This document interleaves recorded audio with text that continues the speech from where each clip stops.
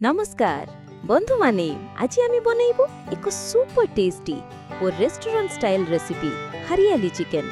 तेबे चलंतु आरंभ करिबा।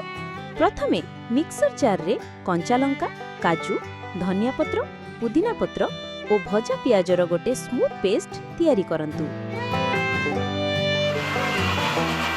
एबे एक बड़ बाउल रे चिकेन नहीं सेथिरे तैयारी करा जाइतिबा ग्रीन पेस्ट, दही, अदा रसुण पेस्ट, लुण, हलदी, लंका गुंड, धनिया गुंड, जीरा गुंड पके सबुकिछि भल भाबरे मिसाई 30 मिनिट पई मैरिनेट करी रखंतु।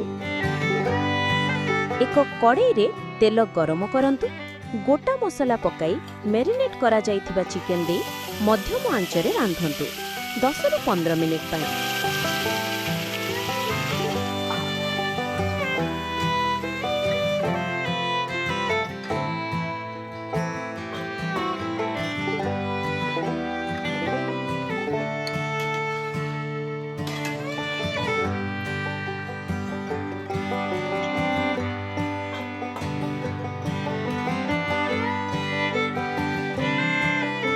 चिकेन भल भाबरे सिझी गले और तेल छाड़ीदेले गोलमरीच गुंड पकाई गैस बंद करंतु।